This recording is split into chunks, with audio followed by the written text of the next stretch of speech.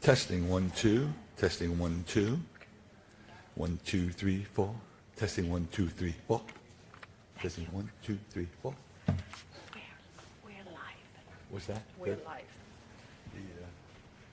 And the rabbi, we have to be out of here like 10. He said, I'm not going to rush. The cemetery's going to make them wait an hour. If we get there 11:30, they have at 12 o'clock. They're not taking us. They're going to make us wait until the 12 o'clock is over. I can only tell them. Right. I can't do nothing else but tell them. This is the future, boy. This is the future. I'm live already. What's that? I'm live. You're alive. You're live, yeah. Oh, we're live. They're hearing us? Yeah, but there's no... Oh, this is the future. It's that difficult. You got to carry stuff here. Yeah. See, I bring my own stuff. This is my internet. Oh, okay. Good move. We have rabbis in New York. They come with a tripod and the camera. They set it up. And those rabbis are getting called because they Zoom. So they're getting, where they would maybe do 2 calls a week, they're doing 3. Hey, that's money in their pocket. I would be Zooming. My middle name would be Zoom. Only thing, I'm a moron with this.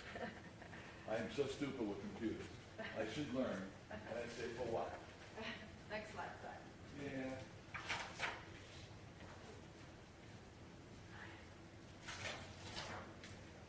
Rabbi's coming in. Well, You phone and take a look and then take your time. I want you to know if you get stuck down there.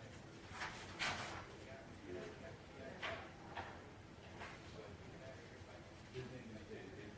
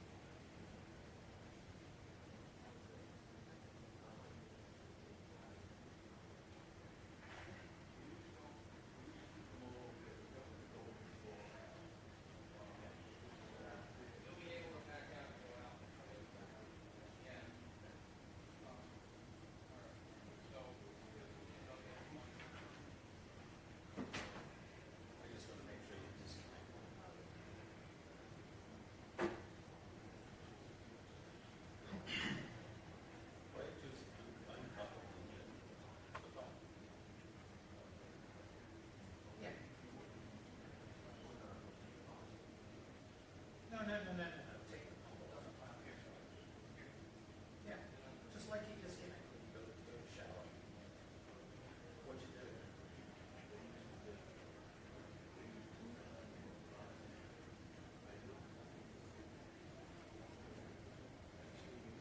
Be quiet.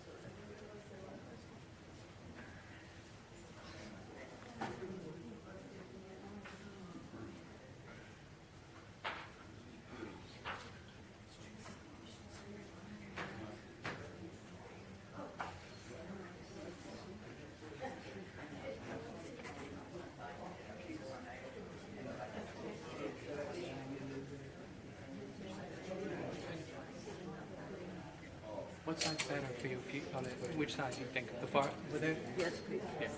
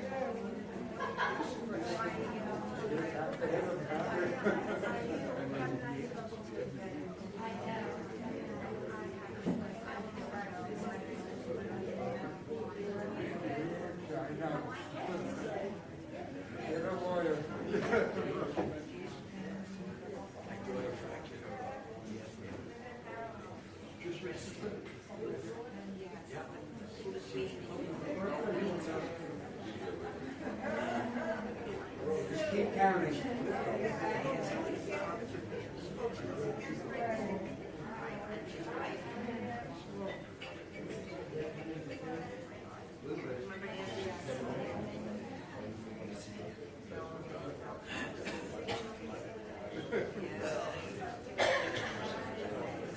Don't say that to him.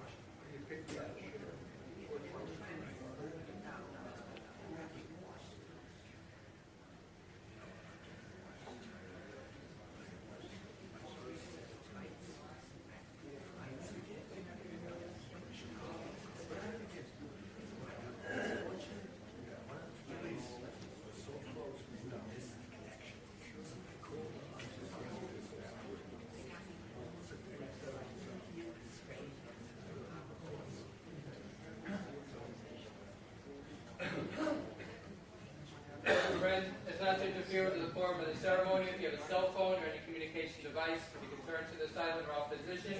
And now if I can ask everyone to please rise.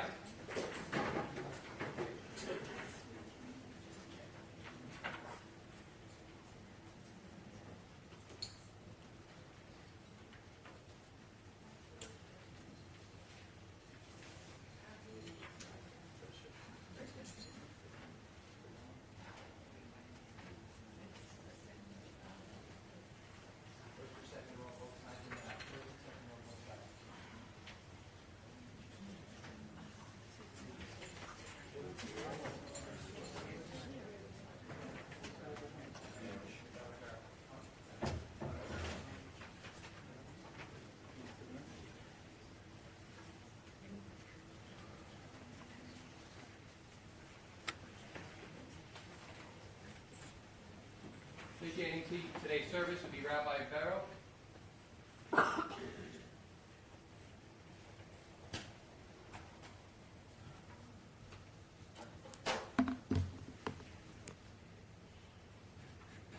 May be seated.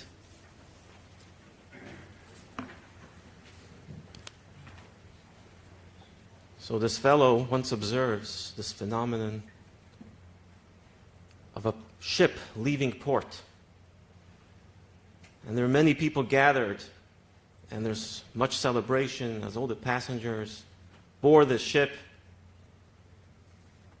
And the ship sails off, and there's a large celebration, and everyone's waving and saying goodbye. As the ship sails off, everyone leaves, and now the port's empty again. And this fellow then observes another ship arriving to port. And all the passengers disembark. And there's nobody there. There's no fanfare. There's no celebration. Just the passengers get off the ship and go home. And he thinks to himself, how strange that is. When the ship is leaving, we don't know if that ship will arrive safely to its destination. The open seas, they're dangerous. Who knows what's going to happen to that ship? And yet there's a celebration when it leaves. The other ship coming into port arrived safely to its destination. Mission accomplished. And yet there's nobody there. There's no celebration. How strange. And he said the same thing is with life. When a child is born, there's much celebration. There's mazel tov. We don't know how that life is going to be, how that life will turn out. Life is very treacherous. But yet when a person passes, there's not much celebration. We're sad at a life lived incredibly, an incredible life. And we can say, no question here in our case, mission accomplished. And in heaven, today there's a great celebration welcoming the soul of Joan.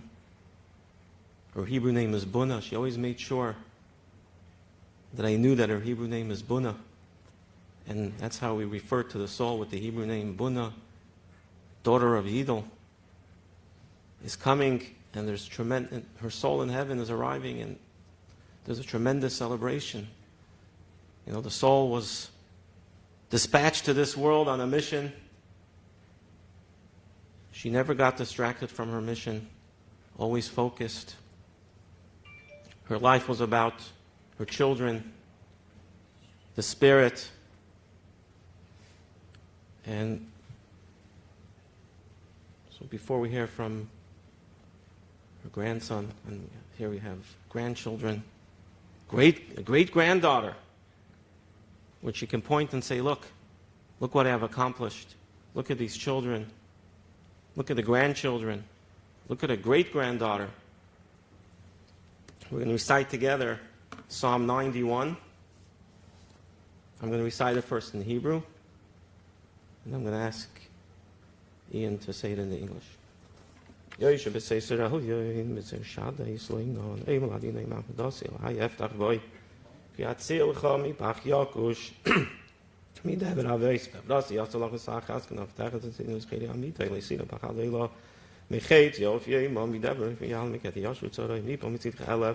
ורבבה מימינך אליך לא יושלך בינך סבית ושילומס ושעים תירא כי את עני מחסי עליין שמתם עינך ויסון אליך רב ונגע ויקרבו לך.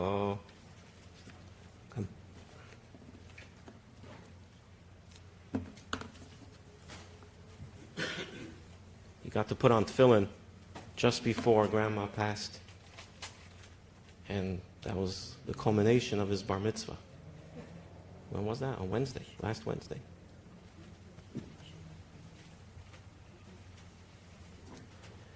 You who dwells in the shelter of the Most High, who abides in the shadow of the Omnipotent, I say to you of the Lord, who is my refuge and my stronghold, my God in whom I trust, that he will save you from the ensnaring trap, from the destructive pestilence. He will cover you with his pinions, and you will find refuge under his wings. His truth is a shield and an armor. You will not fear the terror of the night, nor the arrow that flies by the day, the pestilence that prowls in the darkness, nor the destruction that ravages at noon. 1,000 may fall at your side, and 10,000 at your left side, and 10,000 at your right, but it shall not reach you. You need only look with your eyes, and you will see the retribution of the wicked. Because you have said, the Lord is my shelter, and you have made the Most High your haven. No evil will befall you, no plague will come near your tent. For he will instruct his angels in your behalf to guard you in all your ways.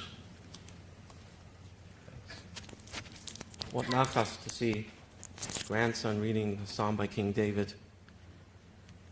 I'm going to ask someone who's known Joan probably the longest here, and that's her brother, Erwin, to come up and say a couple of words.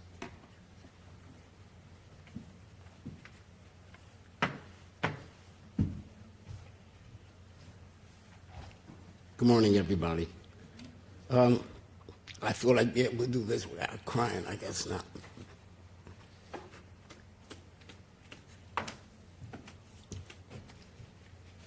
Joan and I had a very special relationship. We spoke very often, even when we were far apart. And we spoke about our children and her children.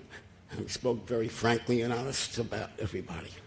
And we had a very special relationship. And I'm going to miss that very, very much.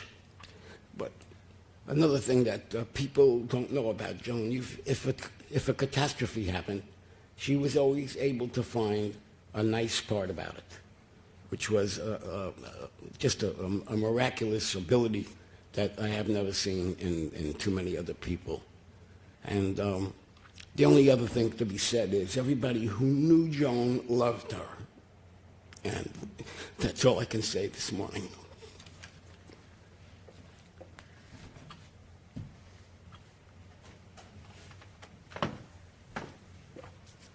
God comfort you, Erwin.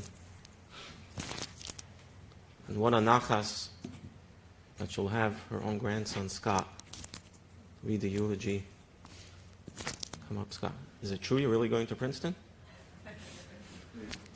Maybe. We'll make it happen, look. Never know.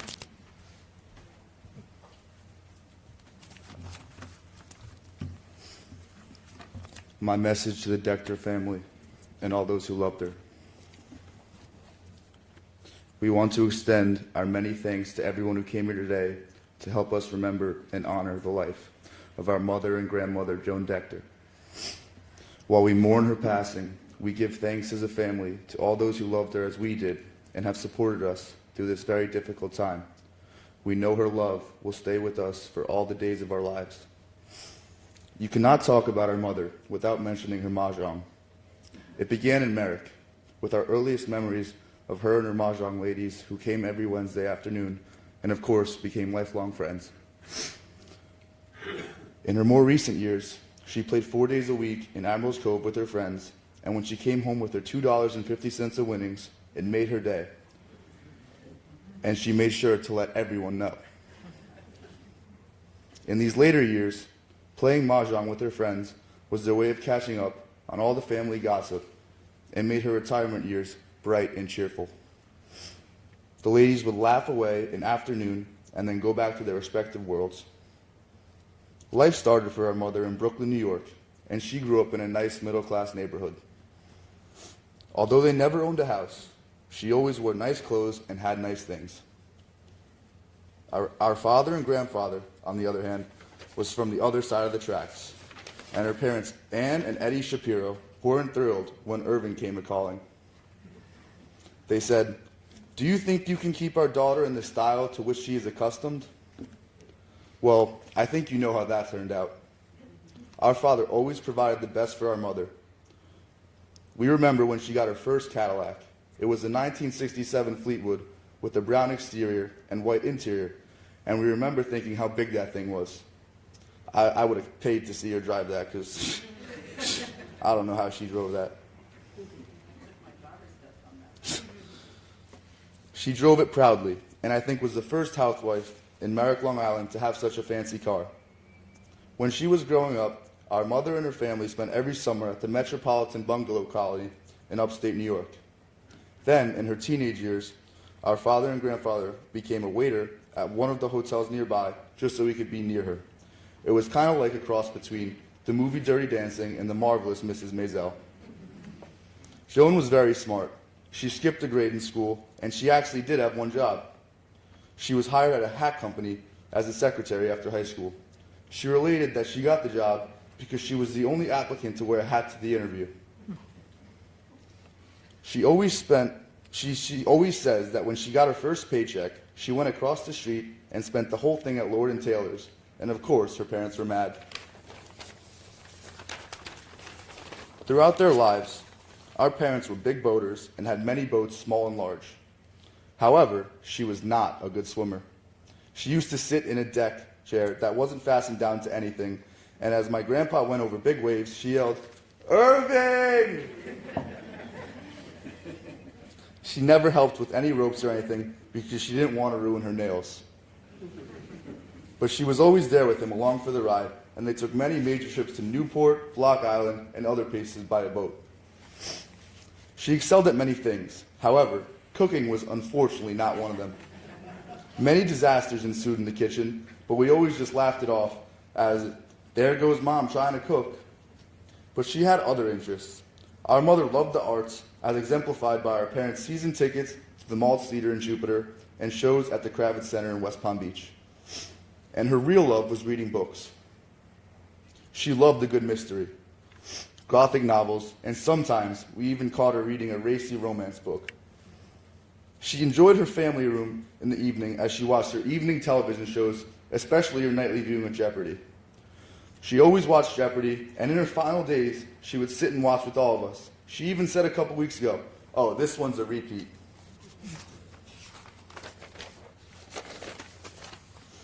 My grandpa always provided for my grandma, yet it was more than that. They were a real team. She pushed him along, supporting him in each stage of his career, and always allowing him to be more and more successful, even if it meant nights away from home and sacrifices of their time together. And as successful as he was, she was right along there with him, whining and dying to clients who sometimes are not a gentle crowd, but she held her own. Joan never wanted for anything. My grandma and grandpa had a good life together the last 30 years and were enjoyed at Admiral's Cove, rich with family and friends. They had many good times and a home that she loved very much. Her final wish was to live out her days and pass in the home which she found so many years of joy and contentment. In that home, she watched her children mature and watched her grandchildren grow up on their many visits. Mom loved her family, her children, her 7 grandchildren, and now her great-granddaughter Ella. They were the true apples of her eye. She loved to talk about what each one did, and always spoke of their accomplishments to whoever would listen. The highlight of her day was when she would hear from her children or grandchildren or FaceTime with little Ella. My grandma was always a good person, and she taught us how to be good people. She did her job getting my parents to Hebrew school 3 times a week, no matter how much they complained. Well, maybe except for my mom, who got away with everything because she was the youngest. My grandma was always happy with what she had. She never was envious of others, and she was always gracious to everybody, no matter their social or financial status. We cannot talk about Grandma without acknowledging the marriage that she had with her husband, Irv, during the test of time for 68 wonderful years. Through thick and thin, the good times and the bad, they were always there for each other.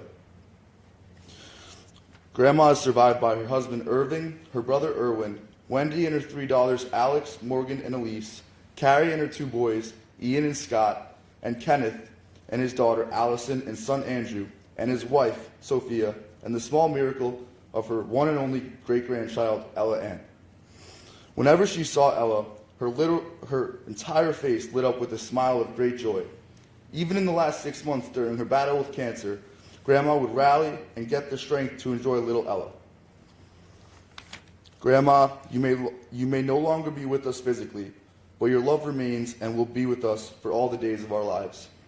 We thank you for all the caring and loving years we had with you, and will continue to love others just as you loved all of us. We will miss you greatly, but your memory will live on. Rest in peace.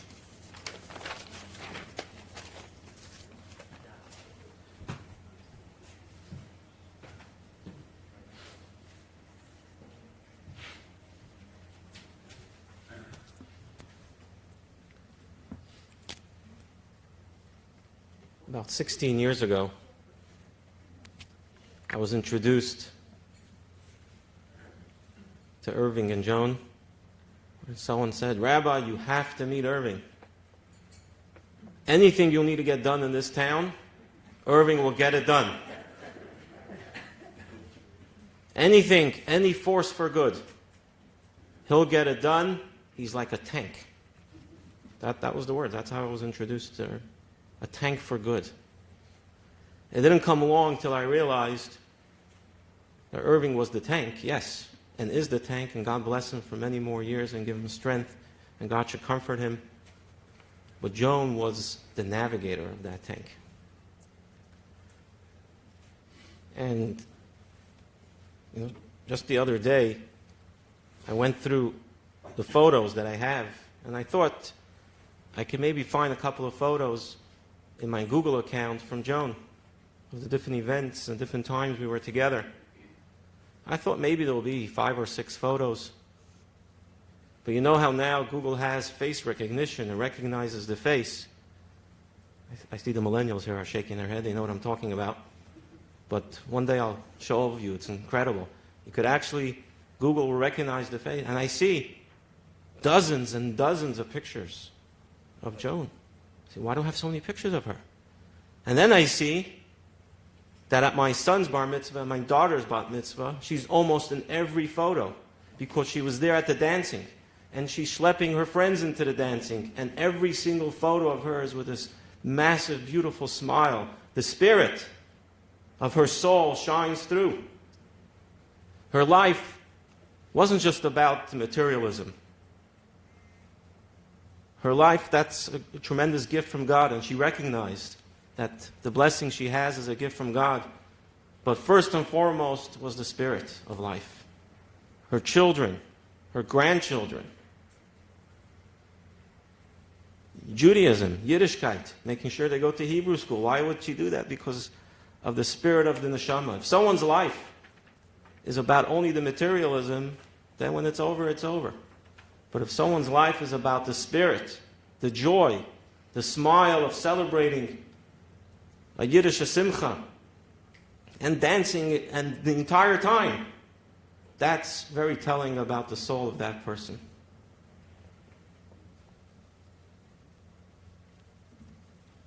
And a neshama, a soul, continues to live, there's no question. A soul can't die because it gives life.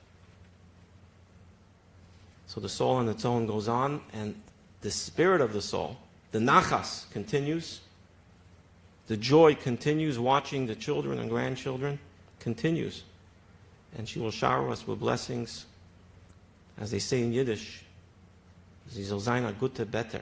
They should be a good beseecher. Is there anyone else that want to come up? Okay, they warned us of a time limit. I just want to finish off one thing. for the children, grandchildren, and great-granddaughter. I was observing a man in the hospital with his family gathered around him. He was a Holocaust survivor, and he was telling his family about the last time he saw his mom. And I came by, and they called me in. They said, "Rabbi, we want you to hear this as well." And he says, just before they were deported by the Germans in Hungary, his mom called him in, he says. He was only 8 years old. And mom says to him, "Boychik, you remember how we go to the theater and we go watch the theater? We watch the shows in the theater." "Yes." "Boychik, you know that there's the actors. They're on stage playing their role. We watch them together, right?" "Yes, yes. Yes, Mom. But you should know that those actors on stage have a lot of support backstage. Those that make sure they have everything they need so they can play their role while they're on stage. They have the right props, the right wardrobe, everything they may need to make sure that they play their part is given to them by those that are backstage, all the support." And then she said, "My son, you may never see me again, but I am there backstage giving you all the support you need. I'm rooting for you. It's your turn now to be out there on the stage, but I'm going to be backstage beseeching for you, making sure you have everything you have. And you all will tell your children and your grandchildren the special grandma you had and you still have, because the nachas, the soul, the spirit stays forever." And Irving, I don't know what special thing you did that God blessed you to have this incredible navigator in your life, but you'll continue to navigate. And God should give you strength. And you continue, and continue even more with her backing and her blessings. I'm going to recite the Keil Mali Rachamim.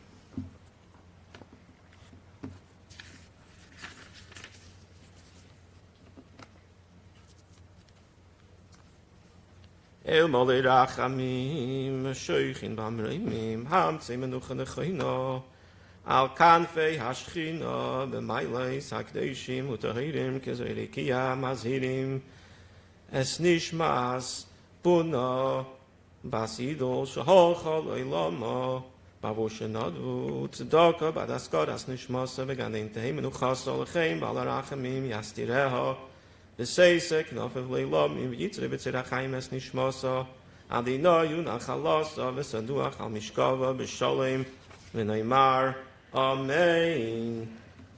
Joan, Buna, Basidol, be a beseecher for all of us and all of us that are here, friends that are connected to you and are here today. Bless us with everything we need in our lives, with health, with nachas from our children, and whatever it may be. Beseech for all of us. And with that,